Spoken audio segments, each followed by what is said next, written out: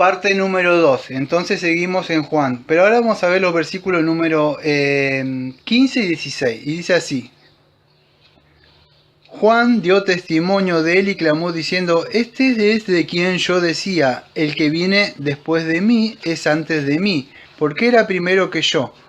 Porque de su plenitud tomamos todo, gracia sobre gracia. Bueno, vamos a explicar hasta ahí. No sé si han visto alguna vez o tienen la idea de lo que es un heraldo. ¿Nunca vieron esas películas antiguas cuando entra alguien y hace y toca y anuncia y ponen así, o esos shows de vanidad, de ¿cómo se llaman eso? De high idol, que presentan así una alfombra y después vienen. Bueno, esos son heraldos y después vienen y anuncian los que van a venir, ¿está? Juan era un heraldo, como nosotros somos heraldo también. Es alguien cuando se anuncia que va a venir algo superior a ello, ¿no? En este caso como un rey, anunciando la venida. Y Juan dice, da eso. Juan dice, Juan dio testimonio de él y clamó diciendo, este de quien yo decía, el que viene después de mí, que es antes de mí, porque era primero que yo. Me parece como un jueguito de palabras que hace, pero no es así. Juan dio testimonio, la palabra ahí es marturei, no sé, clamó, kenkragen, ahí viene la palabra de claso, K-R-A-Z-O. ¿Qué viene? Esa palabra de clamó, que viene de claso, es un verbo, tiene la fuerza de levantar a voz en cuello. ¡Ahí viene el rey! Y él empezó así a hablar con autoridad y con denudo desde el desierto. Eso clamó. Esa es la palabra ahí, clamar, de clasó. Esa voz en cuello. ¿Y el que decía en voz en cuello? Este es. La palabra este es austos en, o este era. ¿Qué es este era? Juan diciendo, bueno, amado, este es el Mesías que habla en las Escrituras. Está viniendo. Yo no soy digno ni siquiera de atarle las sandalias. Y esto era importante porque todos venían, después vamos a ver, si ustedes han leído sus Biblias, van a venir ciertos personajes que se llamaban fariseos a preguntar si era el Mesías. Entonces él decía que no era el Mesías. ¿Sí? Esto es importante. Perdón. Me quedan algunas secuelas de la gripe todavía. Entonces este es de quien yo decía, on eipon, después de mí, o piso mou, dice, venir, o erchon menos. Bueno, ¿qué está diciendo con todas estas palabras? Juan está describiendo a Jesucristo, vamos a decir, como antes de mí. Bueno, esto es importante que entendamos. Nosotros estuvimos hablando de la preexistencia de Jesucristo. Juan no está diciendo, bueno, este es que existía antes de mí en la preexistencia. No está hablando de la eternidad o esa relación que tenía con el Padre, que eran uno. No está diciendo que antes de mí en ese sentido, cuando dice antes de mí, en prostein mom. Sino está hablando, Él es superior en rango y en dignidad. Esa es la idea, que él se refiere más a que es más poderoso que yo.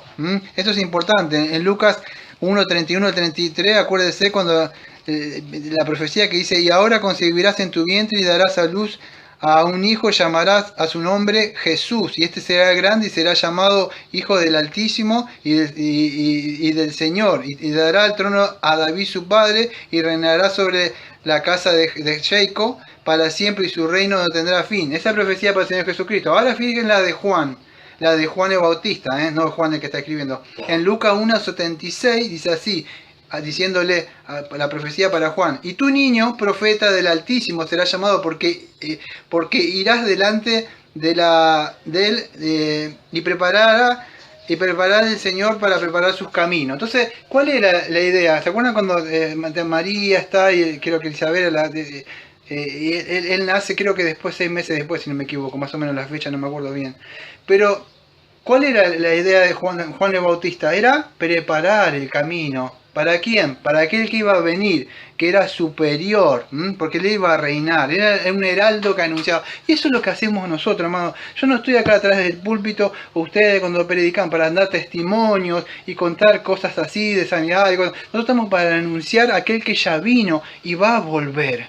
Nosotros no andamos predicando bendiciones, nosotros andamos predicando de aquel que vino y murió en la cruz por nuestros pecados y anunciamos ese mensaje de salvación. Hay gracia, hay perdón de pecados. Nosotros somos heraldos, como cuando estamos para contar, no, yo era así y dejé de tomar, ahora no estamos para esas cosas. Nosotros anunciamos ahora la segunda venida de aquel que ya, ahora ya no va a venir, vamos a decir, con esa cosa de decir, bueno, yo no vengo para juzgar, ya va a venir para juzgar. Entonces tenemos que anunciar de que Él va a venir, que ya vino, y eso somos heraldos. Y Juan el Bautista no hablaba de Él hablaba con autoridad, y eso es lo que decía Juan, que Jesucristo sobrepasaba a Juan. Hay una diferencia entre lo eterno y lo temporal que era Juan, y esto es importante, le decía él, que Él viene, se ha puesto delante de mí porque existía antes que yo, no solo en el nacimiento, vamos a decir, sino que en el ministerio público Jesucristo es superior. No en la eternidad, sino en el ministerio. Y él anunciaba derecho, ese derecho que él tenía. En Marcos 1.7, acuérdense que decía, y predicaba diciendo, viene detrás de mí, a mí, el que es más poderoso que yo, a quien no soy digno de desatar encorvado la correa de su calzado. Marcos 1.7. Él no se consideraba ni siquiera de agacharse, atarle. Ese respeto le tenía al Señor él. Y eso es lo que tenemos que tener nosotros, amados, por nuestro Señor cuando hablamos. Hablar del verdadero Señor Jesucristo. En Juan 1.16 sigue diciendo él, dice, antes que yo, porque era primero que yo, porque de su plenitud tomamos todo gracia sobre gracia. Voy a hablar un poco con esto lo que me queda en estos minutos. Porque Hoiti, H-O-T-I, ¿qué significa esto? De su plenitud. Esto, amados, es importante para poder entender lo que estoy hablando en el título del sermón, la esencia de Dios en Jesucristo. Fíjese lo que dice ahí, porque dice así, porque de su plenitud, esa palabra plenitud, tiene mucha fuerza. Quizás ustedes no la ven, pero yo voy a tratar con la ayuda del Espíritu Santo que ustedes puedan ver. Creo que Juan la nombra está solamente acá y nunca más, acá. Pero la palabra plenitud es ectopleromato. ¿Qué significa esto? Bueno, quizás aquellos que me han escuchado hablar muchos años sobre Pablo, me han escuchado hablar de esto que voy a decir ahora. Pleromatos. Es la única, vamos a decir, que utiliza Juan, pero Pablo lo utiliza 5 veces en sus escritos, en Colosenses 1.19, Colosenses 2.9, Efesios 1.23, Efesios 3.19, Efesios 4.13. Pablo la utiliza, es esa palabra para combatir contra los gnósticos, de la palabra esta pleromato, o quizás ustedes me han escuchado hablar de pleroma alguna vez, cuando yo dije completo. O sea, ¿qué significa esta plenitud que dice Juan? Bueno, yo le voy a darle más fuerza con los escritos de Pablo, para que así se pueda entender. Pablo estaba combatiendo esos inicios de los gnósticos, para mostrar todos los atributos que están reunidos en una persona. ¿Quién es? Jesucristo. Jesucristo tiene la esencia de Dios mismo, es Dios mismo. Es la plenitud en Cristo. Dios no que podríamos decir, decimos y declaramos que es Dios encarnado. Él tiene el pleroma, la plenitud que aparece ahí. Está toda la plenitud, todo lo que es Dios, todos los atributos en Jesucristo. Y Colosenses 2:9 dice, porque en Él habita corporalmente, Colosenses 2:9 hablando de Pablo, porque en Él habita corporalmente toda la plenitud de la deidad. Hoiti en autoi cato kei y antopleroma. Ahí está la palabra pleroma. Pablo entonces, ¿qué está poniendo? Todo el mensaje acerca de la persona de Jesucristo. Jesucristo tiene toda la plenitud que está hablando Juan ahí en el versículo 16. ¿Qué dice Juan ahí? Plenitud, pleromatos. Que en Jesucristo podríamos decir y decimos que está todo, no uno o dos aspectos de Dios, sino todos los aspectos de Dios mismo, la gloria, la esencia de Dios mismo. En Cristo está toda la esencia de Dios. ¿Por qué, Daniel? Porque Él es uno con el Padre, es Dios mismo. Entonces en Jesucristo está la esencia de Dios, Theos, ahí Deido, o sea, la pleroma de la deidad, no solo ciertos aspectos nada más, solo que en Jesucristo mora todo corporalmente, somáticos. Ahí la plenitud de la deidad estaba en Cristo, no solamente en el momento de la encarnación, sino antes. Él era Dios, es Dios.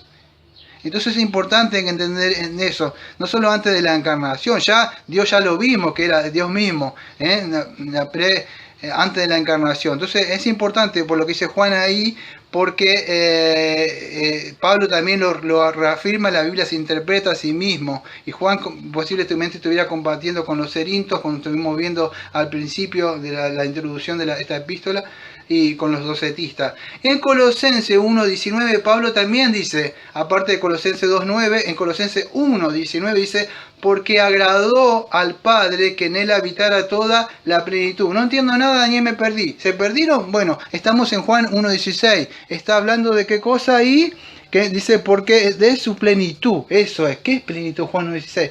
Bueno, ¿qué plenitud tomamos nosotros? Estamos hablando de la divinidad, la esencia de Jesucristo, y estoy reafirmándolo con unos escritos de Pablo, Colosenses 2.9, Colosenses 1.19 ahora, porque agradó al Padre que en él habitara, tabernaculizara. ¿Qué cosa? Toda la plenitud, panton pleroma. Ahí es la misma idea de Colosenses 2.9 que estuvimos viendo recién, toda la plenitud de la deidad, panton pleroma testeostetos, que esto denota toda, vamos a decir, toda la totalidad de los poderes, los atributos de Dios mismo. Habitase, katoiketesai, viene, la idea está de hacer morada. Por eso cuando se tabernaculizó, es que Dios mismo, o Emmanuel, vino a morar con nosotros.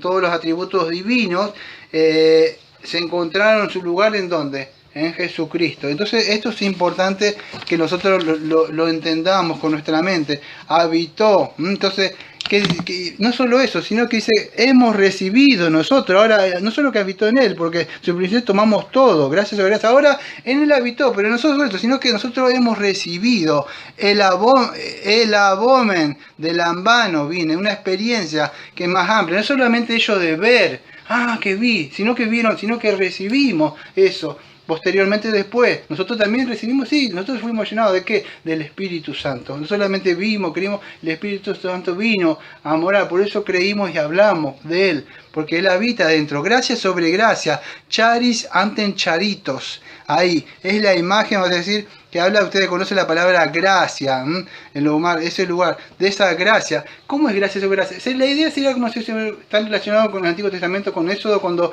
venía el maná día a día.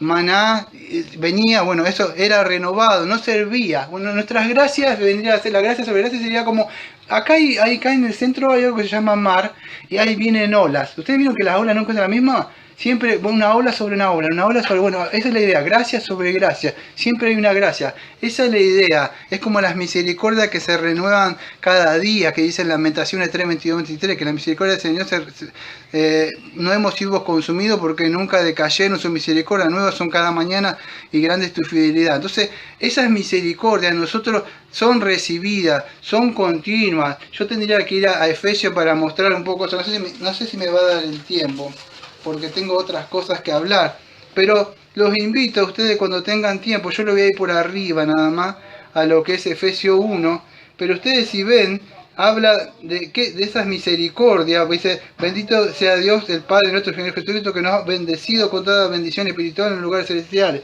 toda esa bendición o toda esa gracia, según nos escogió en él ante la fundación del mundo. Y ustedes habla de la predestinación, de la adopción mediante Jesucristo, por su beneplácito, dice, para la alabanza de la gloria de su gracia, que gratuitamente han impartido ante nosotros una mano. Entonces, todas esas bendiciones, todas esas gracias, no sé si saben que decir charitos ahí, o gracias, charis, significa regalos. No solamente uno, es continuamente, a lo largo de nuestra vida. Ustedes si me conocen a mí hace años van a ver que yo no soy el que era hace un año atrás. ¿Por qué? Porque la gracia de Dios me va renovando, me va limpiando y cada vez viene más gracia y me va llevando cada vez a ¿quién? A ser más y más como su Hijo amado. Entonces, esa es la idea de la gracia que vamos recibiendo nosotros, esa gracia, y es por medio de él. Quisiera hablar de otra cosa. En 2 de Pedro 1:4 dice así: por medio de las cuales nos ha dado las preciosas y grandísimas promesas, porque por ellas llegamos a ser parte de la naturaleza divina, habiendo huido de la corrupción que hay en el mundo a causa de la concupiscencia. Fíjese, dice las promesas esas, porque por medio llegamos a ser parte de la naturaleza divina. Teio. Pedro también habla que por medio de Jesucristo habla de la naturaleza divina, la esencia, que estamos tocando el tema. ¿De quién? recibimos. No solo Cristo habitó, sino que nosotros pasamos a ser partícipes de eso. ¿Cómo es eso? ¿Cómo es? No es que vamos a aclarar algo, nosotros no somos pequeños dioses. ¿Cómo participo entonces, Daniel, yo de esa naturaleza? Bueno, no solamente que debes creer. Ser un hijo de Dios significa tener los atributos de Dios comunicables, como dice W. Pin. ¿Creí y vivís como antes? Es imposible. Tiene que haber empezado la gracia, vino una oleada, otra gracia, y así te va limpiando. Como dice Pedro, a tu fe le va sumando, a la fe le va añadiendo virtud o convicción moral, si quería decirle conocimiento, dominio propio, paciencia, piedad, afecto fraternal, amor. La gracia te va llevando a que vayas dando fruto y fruto. No solamente una vez creí, ya está. Si viene gracia. Entonces el apóstol Pedro que nos dice, esa naturaleza divina de Dios que tiene la esencia de Dios mismo, eso también vino a morar con nosotros. Aunque ustedes no crean, ustedes son el templo del Señor Jesucristo. Él vino a tabernaculizar con nosotros.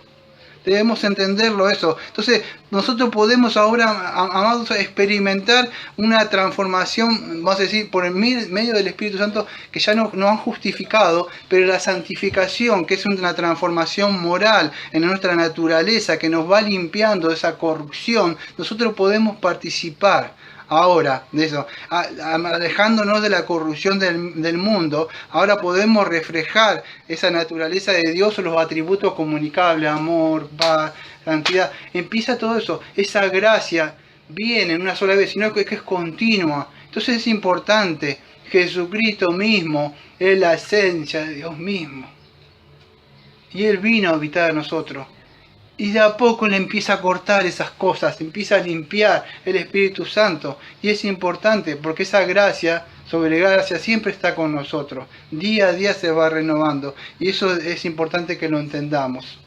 Vamos al último audio.